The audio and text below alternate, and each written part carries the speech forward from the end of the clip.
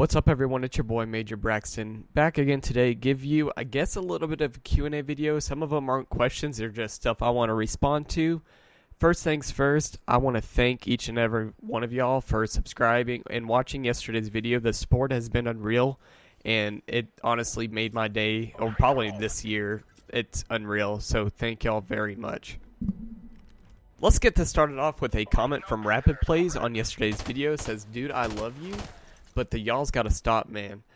My best response to this, it's just how I grew up. It's the nature of our language in Texas and some of the South. The folks over in Britain say mate. The northern United States says you all. It's just a perspective of where you grow up. I'll try to fix it, but I'm not making any promises. It's just the way I was taught you all, y'all. So the next question is from Battlein. It says, "You gonna upload frequently?"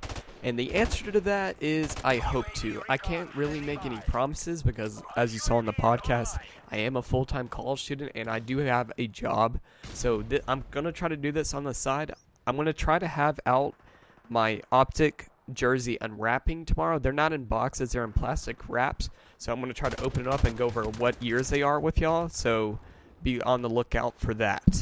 So we have a sort of question from Sourceless. It says, "Is it true that Krim is one of the meanest pros?"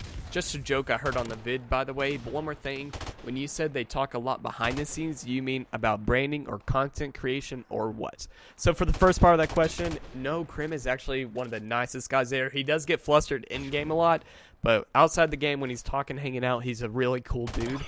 And what I mean, what they talked about behind the scenes is they did talk about branding, content creation. I don't know how much full I'm allowed to disclose about that, but it was cool how they set it for the podcast, what they did beforehand, what they set forth for the podcast. That's honestly the only video I got to see. Obviously, I was in the vlog, so I got to see how Hex gets prepared for those. So that was really cool to see. Our next question is from Suburban Aztec. It says, "Super happy for you, man. So what were the guys like exactly off camera?" Hex seems like a real stand-up guy for trying his best to accommodate you as much as he could. Which members really stood out as genuine guys? So I kind of explained that in my previous answer, what they were like off camera. Everyone acts a little bit differently when they're on camera. I don't care who you are. If you know you're being filmed, you act a little bit different. Even I was like, I felt it like, ooh, it's just something inside you. When it comes to Hex being a real stand-up guy, he accommodated me more than I have ever expected, more than I even asked. I'm gonna try to go to MLG Dallas in March. I think that's almost planned, and I'd even ask for it. He said if I go, he'll make sure I get a VIP pass. So his accommodation for me is tenfold. I recommend that to anyone who visits a house. I can vouch for Hex trying to accommodate you. And which members really stood out as genuine guys? Honestly, the biggest surprise to me was Imbos. Like, you see him on camera a lot, but just seeing him off camera, what he talked with his jokes were hilarious. He's a hilarious, good guy. He's the one that tweeted that he got to hang out with me today, so I was really impressed by Bose. So this next statement is coming from D. Melly. It says, "Very unlucky, Scump moved away, and the goat was gone all day." So I want to start off with the Scump part. I've been seeing this everywhere. He's got his own life to do. If he wanted to go move to California or visit his girlfriend, that's all up to him. They shouldn't have to accommodate me because I didn't donate to Optic. I donated to the Call of Duty endowment, and with that, I won a trip to the Optic house. I think a lot of people are getting confused about that. It was very generous of them to have me out, and if the folks weren't there, they weren't there. It just sucks for me because I'm a huge Big Timer fan, but I'll hopefully get to see him at MLG Dallas. We have a comment from Luis Garduno. Again, apologies if I mispronounced that, but it says, "I recall you saying Big T is the GOAT."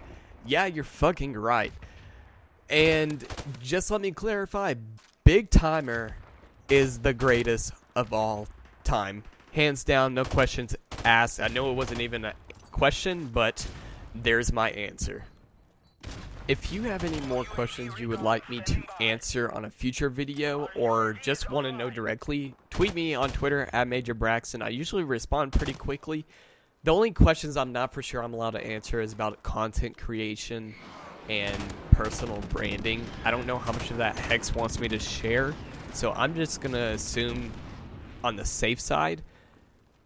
Be on the lookout for tomorrow's video. I will be unwrapping all the Optic jerseys and try to go through with y'all what each year they are and just show you what they're all about.